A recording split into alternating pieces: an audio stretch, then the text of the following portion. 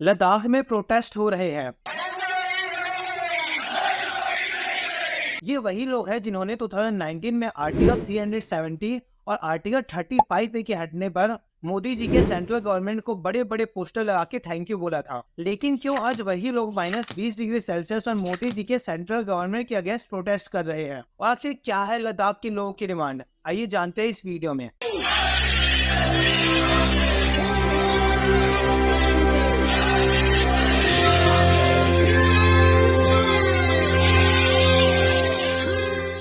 लद्दाख के इस प्रोटेस्ट को जानने के लिए आइए लद्दाख की थोड़ी हिस्ट्री को देखें।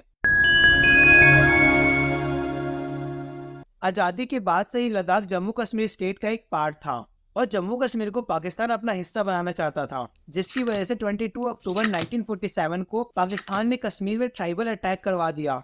इसके बाद 26 अक्टूबर 1947 को जम्मू कश्मीर भारत का हिस्सा बन गया। इसके बारे में हमने पिछले वीडियो में बात की थी। अगर आपने उस वीडियो को अभी तक नहीं देखा तो उस वीडियो को जाके जरूर देखिएगा, जिसकी वजह से वहाँ के लोगों ने लद्दाख को जम्मू कश्मीर से अलग कर एक यूनियन टेरिटरी बनाने की मांग शुरू कर दी। इसके 2 साल बाद यानी 1947 में जम्मू कश्मीर में आर्टिकल 317 और आर्टिकल 35A लागू किया गया।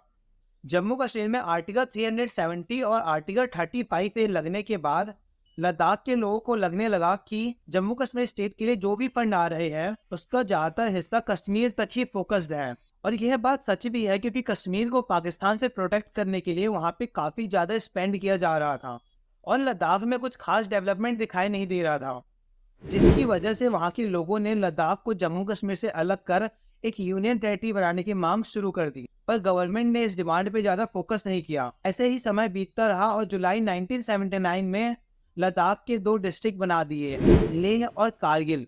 पर लोगों की डिमांड को बढ़ता देख सरकार ने 1995 में लेह और 2005 में कारगिल में लद्दाख ऑटोनोमस हिल डेवलपमेंट कंसल बनाए।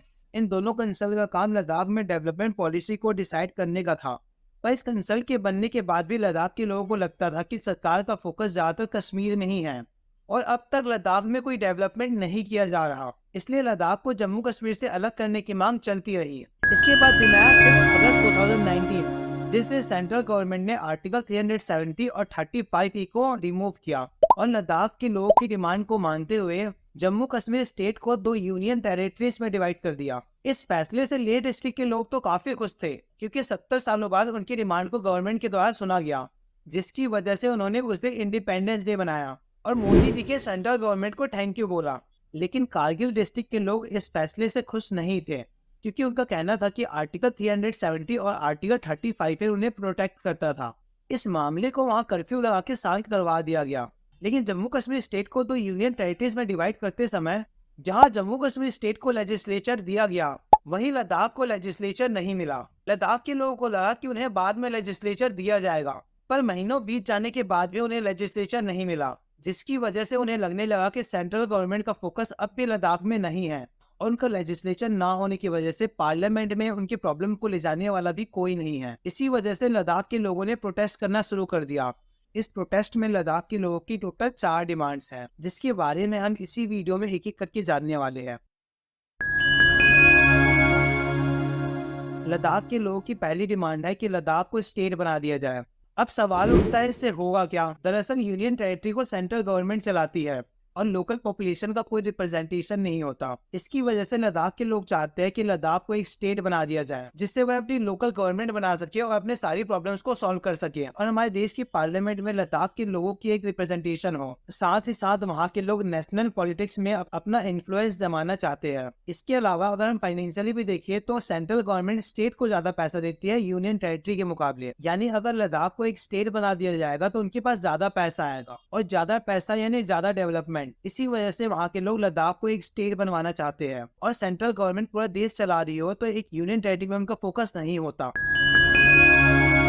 इसके अलावा लद्दाख के लोगों की दूसरी डिमांड है कि उन्हें इंडियन कॉन्स्टिट्यूशन के 6 शेड्यूल में डाल दिया जाए। इंडियन कॉन्स्टिट्यूशन का यह 6 शेड्यूल ट्राइबल एरियाज को प्रोटेक्ट करता है। इस शेड्यूल में उनके कल्चर, हेरिटेज और उनके एनवायरनमेंट को प्रोटेक्शन करने की बात की गई है। अभी तक इस 6 शेड्यूल में सिर्फ 4 स्टेट आते हैं, जिनके नाम असम, मिजोरम, मेघालय और त्रिपुरा है। लद्दाख के लोगों की डिमांड है कि उन्हें भी इस 6 शेड्यूल में डाल दिया जाए, जिससे उनके कल्चर, हेरिटेज और एनवायरनमेंट को प्रोटेक्शन मिल सके। इसके बाद उनकी तीसरी demand protection for land and jobs की है। जैसा कि आपको पता पता ही होगा कि आर्टिकल 370 और आर्टिकल 35A के हटने के बाद इंडिया का कोई भी सिटीजन जम्मू कश्मीर या लद्दाख में लैंड खरीद सकता है और जॉब भी कर सकता है। इसी वजह से लद्दाख के लोगों का कहना है कि अगर कोई भी कॉमन सिटीजन यहाँ पर जमीन खरीदता है तो आने वाले समय में लद्दाख के लोगों के लिए बड़ी प्रॉब्लम क्रिएट होने वाली है। माइग्रेशन की वजह से यहाँ का इकोलॉजी खराब हो सकता है। इसके अलावा एक्सेसिव डेवलपमेंट की वजह से वहाँ की इन्वायरमेंट में भी काफी नेगेटिव इम्पैक्ट पड़ेगा।